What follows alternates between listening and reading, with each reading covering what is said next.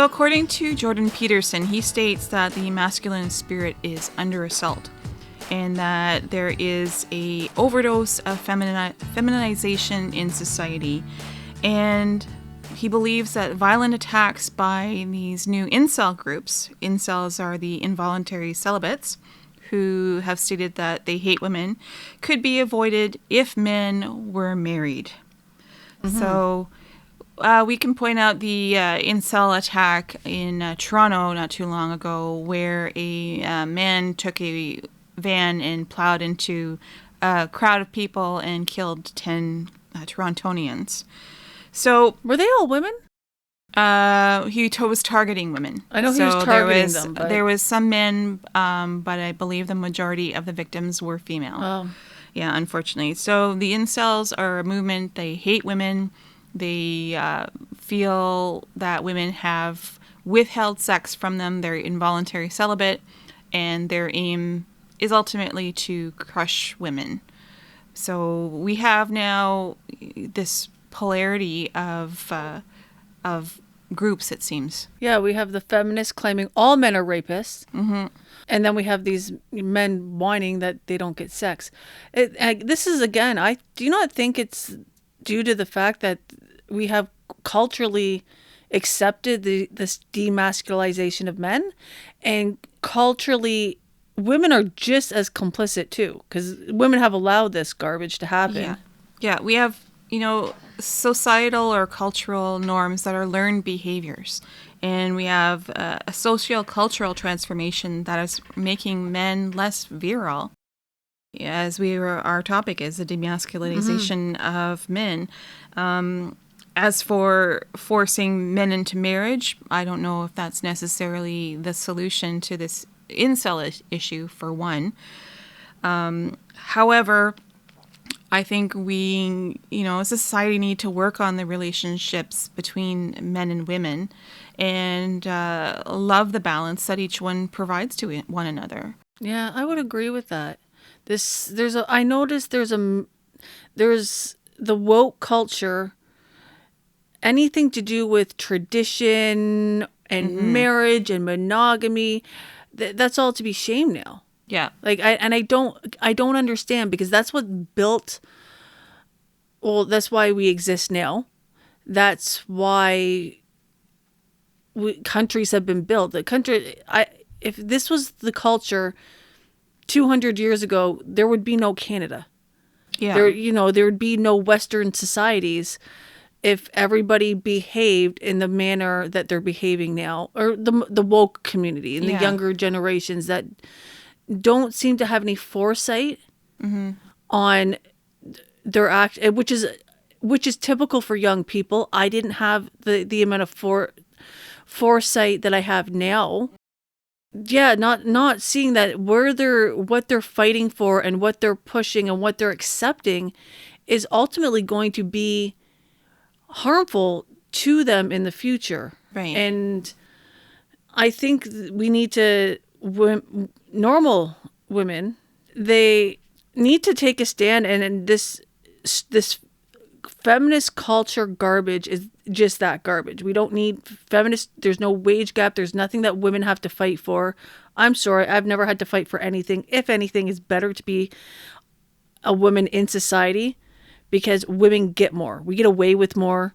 I seriously, I don't know what this nonsense is, other than they want to kill their babies because they want to have unprotected sex. And because that's what's pushing, I guess, groups like these incels to then hate women. Mm-hmm. Yeah. Right? Now we have that extreme. So that's what leftism does.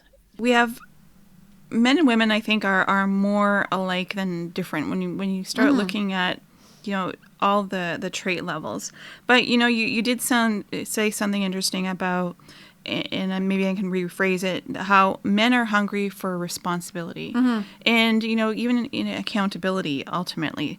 So we have men learning that their traditional role of, let's just go back even to our ancestry, where men were the traditional hunters and providers. That responsibility is no longer inherently a male responsibility. So women are promoted to being able to be their own breadwinners and you know, the independence. And, and you know, in so much I don't have a disagreement with that. You know, I see that there's the strengths in both of them. However, you know, and Jordan Peterson points it out that when men don't have this sense of responsibility anymore, and say in pertaining to jobs, for instance, they lose their job, many men are crushed. And he goes on to talk about how this starts to come out in terms of increased depression rates, increased suicide rates, and increased opiate use. So, you know, they're trying to medicate themselves because they are feeling the ramifications of no longer having responsibility. And as you mentioned, we have this group now who think that their place is to sit home and play video games instead of making that choice to be responsible, to take responsibility for their actions and do something to improve themselves. And, you know, how has this actually come about? Is it, you know, we do blame feminism for pushing men into this corner. But I would also say that we have the responsibility on the men's shoulders too for being complicit in this and taking it. What can men actually do about this? Well, you know, it was pointed out we have movements like MGTOW, which is men going their own way. And it's a reaction to this overdose of feminism and reclaiming their male sex in society. I think it started when they took... Now, I don't have any kids, but I've done my own just research in general on what I thought I wanted when I was in a position that I was probably maybe going to have some kids at one point. What I wanted to, how to raise my kid. Like what were I know the way I was brought up with my mom at home and my dad going to work, and that was how they raised 4 kids. So, there were just... We always had, I guess, and I never thought of it as a kid, but I had the security that if anything, I got sick at school, they could always call my mom and my mom can come get me. If I didn't feel well one day, that's okay. I can stay home because mom's at home. Yeah. Now, I've never been, I couldn't imagine being one of the kids that are woken up and taken to daycare before school and then after school, go back to daycare. So they have... That, I think that's played a big role when women wanted to get it out of the house, which I don't understand why, because really the 50s housewife had it pretty good. That's a pretty made life, to be honest. I don't know any... My grandmothers never whined about that, right? Never. You don't hear senior women whining that they were oppressed by anything. They had a pretty good life. They had everything that they needed and they were taken care of. So I think that kids aren't at home with mom at home. Or dad. And then you're letting daycares and the schools raise them. So lunatics raising your kids, which those people, as much as these parents want to think they're raising their kids, they only have them on the weekends. Right. So you have strangers basically pumping them full of their own ideas instead of and kids, policies. Yeah, instead of kids having, being raised with their parents' ideas, their parents' policies and norms. So I think that's what's now encouraged this state of women in feminist groups that hate men and then men that hate women because they're not getting any pussy.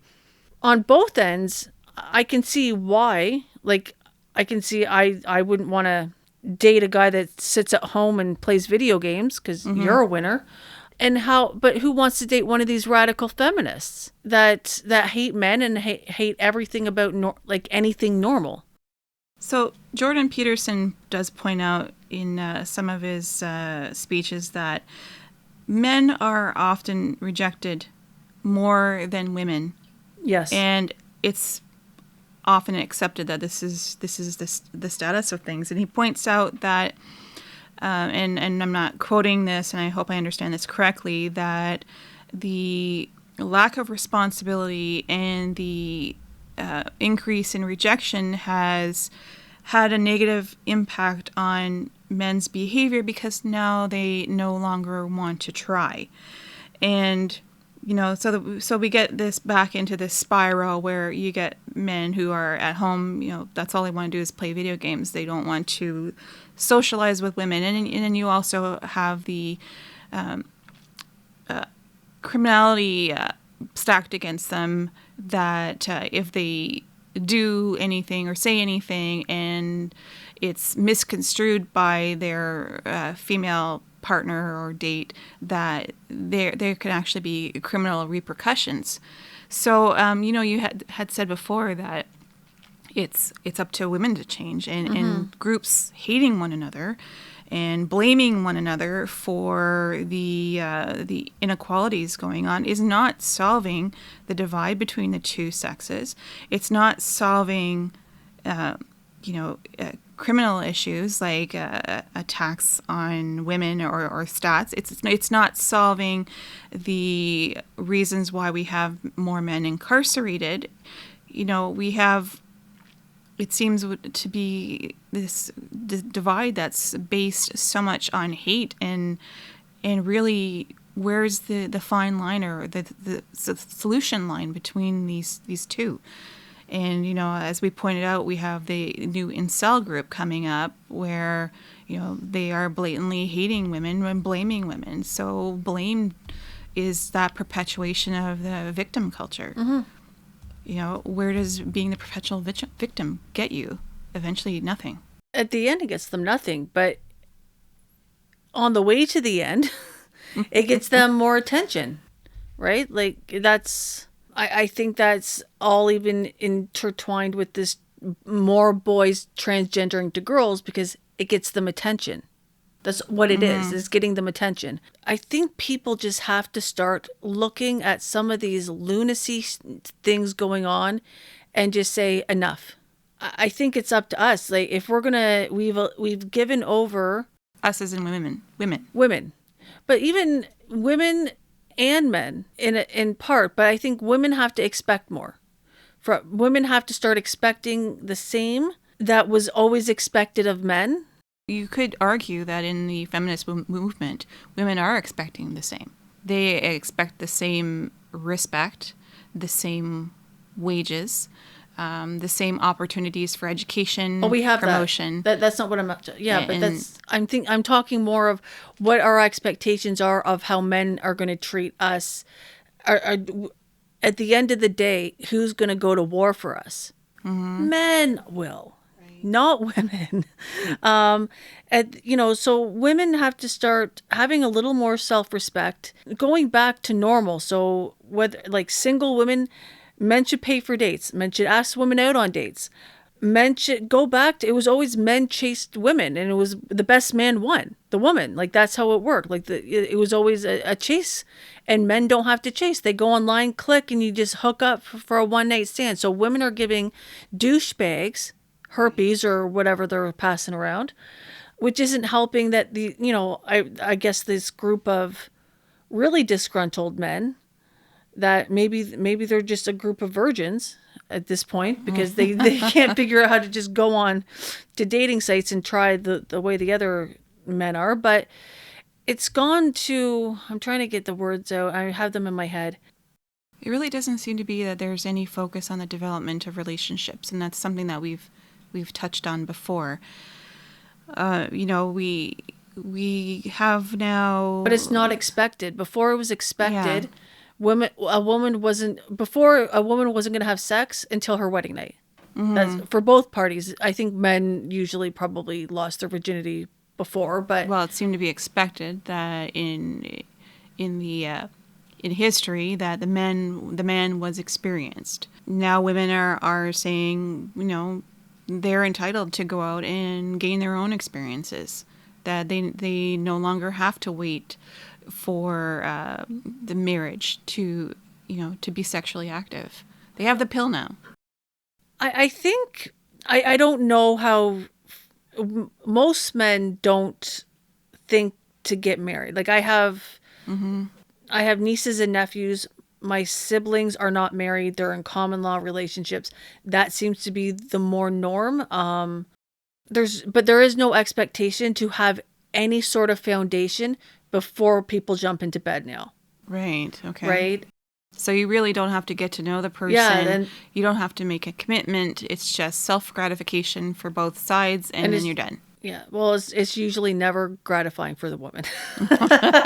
Just going to say that. Because women do actually need to feel some sort of security with the person. I'm not saying, marriage security. I'm saying security and a surety that this person is really, is with them.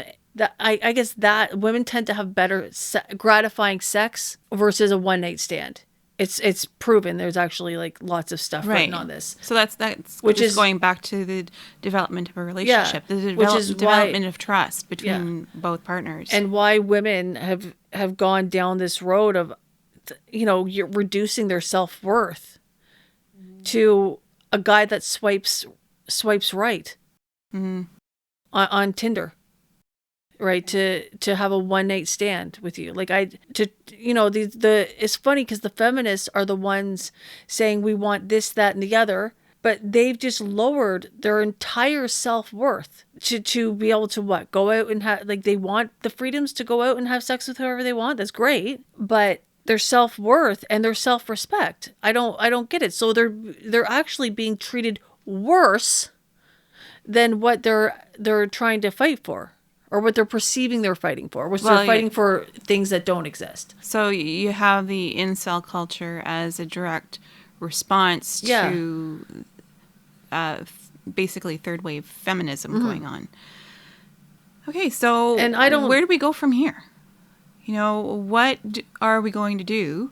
You mentioned before, women it should be our responsibility to solve this, because it seems that, as Jordan Peterson pointed out, we have this overdose of feminization or femininity going on. So what is the ultimate solution? Yeah, we have environmental factors that we talked about coming in. So one, cleaning up things in the environment that are increasing the levels of estrogen, our natural estrogens that actually go past the placenta barrier during pregnancy. So we have a direct physiological impact on males going on. And, it also has the direct negative impact on women with increased breast cancer rates and cervical cancer and ovarian cancer. So environmental cleanup is one. But now we get into the social, cultural aspects of things. What do you think we need to do to start bringing in this balance and, stopping the shame culture and encouraging men to be proud of what they are, and also encouraging women to be proud of what they are, and really solving that divide? We can all look. I think maybe everybody talk to their grandparents. Everybody talk to their parents. And because they're going to have the basics that why we're standing here right now is what we have to go back to, right? So you're saying returning to some of the cultural, some of the norms or the traditions that created our culture to begin with. Right. Women have to get off the bandwagon of being a stupid feminist and start expecting men to be men. Right? Like, because there's more women having on blogs and Facebook and stuff talking about how they have rape fantasies. Right? Which is pretty sickening, because they want somebody to take control. Yeah, and when you're looking at all the soy boys. And you also have articles coming out that are saying, where have all the good men gone? That women are frustrated that they're looking for stable relationships with men, and they're discovering these guys don't exist. Yeah, no, they don't exist. I can tell you that. I've been looking. They don't exist. But then in the same scope, I hear from my son who's in his teens that him and his buddies are actually really concerned about dating girls because they don't want to be accused of rape. They don't want to be labeled negatively. They want to be respectful of women, but they don't feel that that respect is being reciprocated back to them. Not for your son's age, no. I would agree. Like, I'm in a different age category as them. Men should know better at my age, but I don't know. They're losers. Yeah, no, I get it. Like, it's a lose-lose situation. Mm-hmm. Guys end up with no sex ever, and women end up being nutcases and hating men. Some of the traditional roles for women, that feminists rebel against, is the whole barefoot and pregnant aspect of things. That women you don't have to be barefoot. You can put shoes on.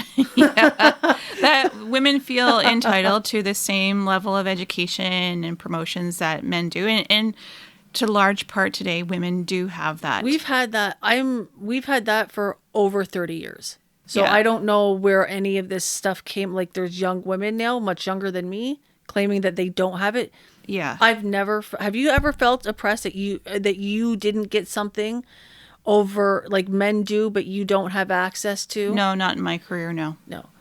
There's no wage gap either. No wage gap. No. And, what I did notice though was that, I paid more for a haircut than my husband did, even though at one point we both had short hair, and the time that it took to cut my hair was just the same amount of time that it took my husband's hair to be cut. When I went to the dry cleaners, I paid more to have a blouse dry cleaned, but, the pretty much almost the same size shirt that my husband brought in was cheaper. So we have some of those discrepancies that, were happening then. It's still somewhat happening now today, but, some things like that are still occurring. Yeah, I've heard some, like, people went into stores, like Gillette razors, for instance, women's are twice as much. Yeah. Right, than men's. Exactly. But that, again, that's a choice. We can use it. You could use a different dry cleaner, go to a different hairdresser. Yeah. So we have that responsibility. Yeah. Ultimately, we're trying to discuss from things that we've seen and now the solution for it. And, you made some good points about how boys are groomed, that in terms of school. And also, they're because boys are very fidgety, and this is natural. Like, the boys tend to not pay attention to anything if they're not interested. Where girls, you can push them into doing something where they're not necessarily interested in. More boys are being labeled by all these teacher psychiatrists now too. That because the boys are not paying attention or disturbing the class or making jokes, they have to be medicated. They're medicating children for all these made up things like ADD or ADHD or I don't know, ADAD, which is not normal. They never used to do that. We don't know the after effects of these things either. Like, I don't know any 50-year-old man that was put on ADD drugs when he was like 10. A lot of females don't understand boys, how boys are raised, or how to raise boys, I guess you could say, or how boys react as children. I know just from my experience, I definitely saw a lot more activity from my son than my daughter. Thank goodness, it was my husband saying, well, that's normal. And even having an older kindergarten teacher tell me, yeah, what he's doing is perfectly normal. There's nothing wrong with him psychologically. He is just a normal, active 4-year-old boy at the time. So we have that misunderstandings. And I think a lot of that is based on, how women are groomed in just, we can go back to the education system where, we're expected to sit tight, sit quietly, don't make any noise, don't talk back. Yet, it seems to be that's more natural characteristics for males, which are, if we look at it, are being squashed in a lot of ways. Men are not allowed to be the tree climbers or the kid running around with their fake toy gun in the schoolyard now. It's all bad. We have increased cases now where boys are being raised and girls in gender neutral environments, or That's child with abuse.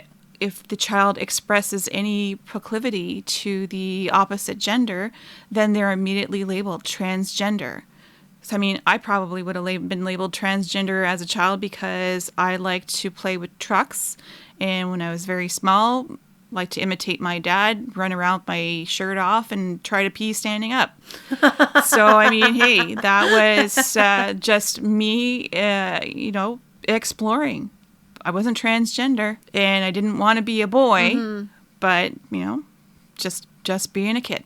Yeah, I think it's the education system, what the media puts out. I don't know why, how everything, because everything has changed, how to raise kids, how the school system should work, what they should be teaching in school, what they need to take away, like the playgrounds, because one kid got hurt, so heaven forbid have swing sets anymore and monkey bars. That's probably racist too. I don't know in this woke world. All of these, it's all based on psychologists and therapists and all these people writing these studies saying these things, saying that they have to. So why are we, something that's worked for decades? So that's okay. I can't speak to the current prime minister Can anybody now. really? Captain Socks. So I even like Harper allowed. I know that it's different, like federal and provincial, but under the Harper government, Wynne screwed the school systems bad with her progressivism crap, and based on stupid studies saying stupid things. Well, she also introduced a sex-based education curriculum that was written by a convicted pedophile, which is still implemented today. Yeah. So we have, basically grooming going on. That's in okay. the I'm fine with the school strikes now. Just stay on strike and stop screwing up with the kids. But the same educational system that taught Stephen Harper and the people that were running the country at that time, what was wrong with it? What was wrong with some of the courses? What was wrong with home ec? Because I went to school, and when I was younger, I had friends that didn't know how to cook craft dinner. Like, really? So, like, what was wrong with some of those things, the home ec and the woodworking and the civics? Is it called civics? Civics. And, like, I don't understand what was wrong with the system where they had to change it. It almost seems like the natural inclinations for both sexes is being discouraged. So girls that naturally gravitate towards cooking and sewing and child rearing is actually negative, just as boys who gravitate towards hunting and math and, as I said, climbing trees and things is also viewed as a negative. And, as I go back to I think it's a grooming of a culture of shame, that no more are we allowed to express natural inclinations towards something. It's being stamped out of us. And I think that's, one of the underlying currents why there's now such a divide in evolving into a hatred of sex is, just dividing and dividing. And the more that we're divided, we can't possibly come to a solution to these problems. It's just going to keep happening. Hatred breeds more hatred, and it leaves us ultimately powerless in the end. I think what we've pointed out now is that there's a mess. There's a mess environmentally affecting us. There's a mess socially affecting us, even psychologically a mess. And we have a lot of work ahead of us to try to resolve this divide and bring us back into a balanced system of honoring both. And I'll go into the sacred masculine and the sacred feminine. There's that the divinity between both sexes that we have forgotten and that we are no longer honoring anymore. We have hormone treatments that are trying to weed that out of each sex. And, you know, and being force-fed to believe that somebody who transitions is an actual, a man who transitions into a woman is an actual woman, with nobody able to define what is an actual man or what's an actual woman anymore. They don't even have to tell. Like, I could start dating somebody, and until I get where their pants come off, they don't have to tell me that they weren't a natural born male, which is absolutely disgusting. Like, I don't know what the hell that is. That's so we have shame going on where people are being bullied into acceptance. Yeah. And, you know, so I go back to my statement about this is a mess. It is a mess. And how do we fix this? We stop accepting this. I think I think there's more people that don't accept this garbage than there are that do. Like, you know what? Like, the majority of people do not think think like the typical city dweller in Toronto, because nobody cares about them anyway, because they make no sense. I think if everybody just started not giving a crap, all this woke nonsense, I think if everybody just stops accepting it, if you don't... The complacency, right? Every year, it seems like we are going further out into left field with anything that seems sane anymore. And so instead of, you know, everybody just bitching about it around the dinner table and with friends, we just stop accepting it. So, Stephanie, I want to thank you so much for participating in this conversation with me about the demasculization of men, and offering your thoughts and your input on what is going on and how to resolve it. Bring back the Vikings. That's all I got to say. Chop some wood and throw sticks. Well, thanks again, Steph. You're welcome. We should do this again sometime. I think we will.